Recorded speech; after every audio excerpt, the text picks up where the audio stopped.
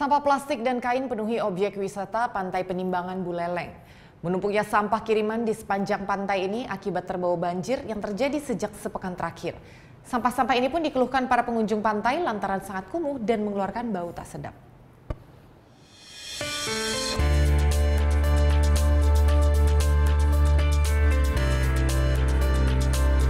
Sejak 2 hari terakhir, sampah-sampah plastik yang terbawa oleh banjir dari air hujan yang terjadi beberapa hari ini tampak menumpuk di sisi barat Pantai Penimbangan Buleleng, Bali. Tumpukan sampah ini pun akhirnya mengakibatkan air menjadi sangat keruh dan mengeluarkan bau tak sedap. Hal ini pun dikeluhkan oleh para pengunjung pantai yang merasa terganggu saat hendak mandi ataupun hendak beraktivitas ritual seperti melukat di pantai ini. Merasa terganggu sih ya, menyedihkan juga melihat keadaan pantai seperti ini. Karena kita juga di sini kan nggak nyaman kok, sampahnya banyak, lingkungan juga rasanya kotor. Mungkin ini semua karena masyarakat masih kurang kesadaran dalam membuang sampah, masih sembarangan membuang sampah. Jadi kasihan lingkungan sekitar kita.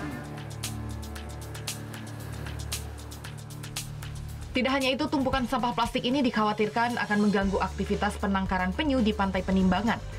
Tukik dan penyu yang sering ditemukan di pantai ini dikhawatirkan akan memakan sampah plastik yang mengambang di pantai. Sampah plastik dan kain ini diduga sengaja dibuang masyarakat ke sungai sehingga akhirnya hanyut ke pantai di saat terjadinya banjir.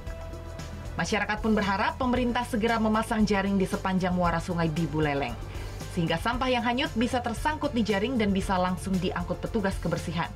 Dan diharapkan kondisi pantai pun menjadi bersih dan terbebas dari sampah. Putu Wijana melaporkan untuk NET.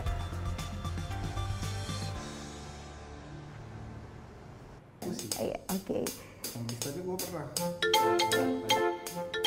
Nah, udah kan untuk beritanya? Jangan lupa di-subscribe, di-like, dan juga di-komen ya akun YouTube dari Net Bali. Terima kasih udah subscribe. Yang belum, jangan sampai lupa. Di sebelah sini nih. Subscribe.